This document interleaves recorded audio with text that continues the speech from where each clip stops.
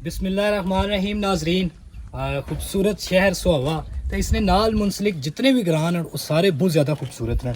तो इस तरह अस एक बड़ी खूबसूरत जगह तो मौजूद हाँ जिसकी थियां आखने न। तो इतने मकामी बंदे भी साढ़े नाल मौजूद ने। तो साढ़े बड़े सोहने भरा रिजवान साहब साढ़े नाल मौजूद ने। तो अस काफ़ी वीडियोज़ इन्हां की तकने भी हो तो इन्हां कोलों थोड़ा जहा इस जगह ने बारे पुछने हाँ। रिजवान भाई क्या हाल है? ठीक हो? जी अल्हम्दुलिल्लाह ज़बरदस्त है भाई। सर इस जगह ने बारे थोड़ा जहा दसो भाई। इतनी खूबसूरत जगह, बाहर सामने इतना खूबसूरत पुल है, सामने ग्रीनरी बड़ी सोहनी नज़र अचनी पी है। ये सामने केड़ा ग्रां है थोड़ा जहा नाजरीन की दसो ना। जी बिल्कुल फैसल भाई, एक तो ये तुम दसी जो ना कि ये जिस जगह पर अस खलते हैं ना इसकी हथिया ही आख्या जाना, लेकिन ये पट्टियां ने हथिया नाल ज़्यादा इसकी मशहूर गिना गशना है क्योंकि नाल पट्टियां ने टोक है इतने। अच्छा इतने फिर नाल पर हथिया दमयाल है। फिर पार सामने तुम तक सो जो मैन इन्होंने ग्रह ना हथिया खास यानी वो मोज़ है। ये जी तुम टोका तकने पे हो ये एक टोक मल है, ठीक है। और इसने नाल इस साइड तक पार सामने जी बिल्कुल पार सामने उस बैक साइड उस पीछे जड़ा है ना वो हथिया पाइन बेसिकली बड़ा ग्रां है, बहुत बड़ा ग्रां है। और इसने नाल जो है सामने तुम तकने पे ये सराय राजीगान नाल इसने पर है सराय सेदा, ठीक है। और इस इलाके ने वाकई जी खूबसूरती है। खूबसूरती की वजह है कि एक तो कुछ हानू वाले पासों इसनी जी पानिया ने जी तुम तकने हो छोटी जी नहर जानी पी है, ये इसकी मंगला डैम लेनी है बीच में उसे टेनी है। तो बाकी इतने जो मिट्टी ने टीले ना वो बड़े खूबसूरत ना यूनीक किस्म ने ना। फिर उस तो बाद इतने ग्राउंड है यानी कि प्लेन जगह ना सब्जा है फसला ना, मतलब कि जी चीज़ आखो ना अल्लाह ने शान और अल्लाह ने कुदरत इतना तुम की नजर रही है जी।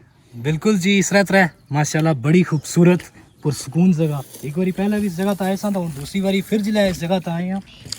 बस नज़ारे इन्होंने नज़ारिया की मैं जी वजह समझना वो माशाल्लाह अल्लाह ने वलियां ना जड़ा है इतना जड़ा है वो आखिरी आरामगाह भी मौजूद है। तो माशाल्लाह बड़ी खूबसूरत जगह सारी। तो मैं कि ड्रोन इसने शॉट्स भी दसना भी जितना एरिया तुम तकसो ना माशाल्लाह लश ग्रीनरी तो खिता पठवार तो वैसे भी बड़ा सोहना है। तो अच्छो तुम भरा की थोड़े नज़ारे कराने इस जगह ने जरा ड्रोन आई नल।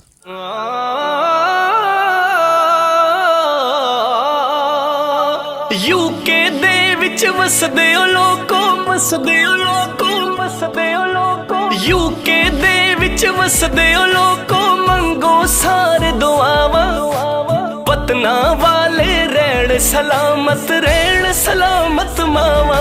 अल्लाहू अल्लाहू अल्लाहू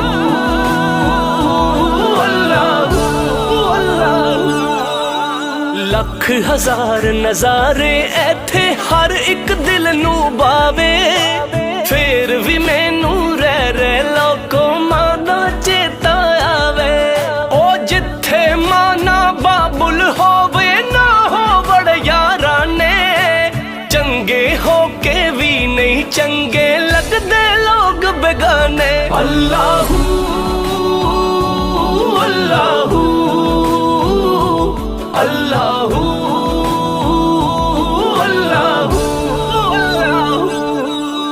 यूके दे हर शहर दे अंदर अपना रंग जमांदे कश्मीरी ते पाकिस्तानी हसदे नजरी आंदे।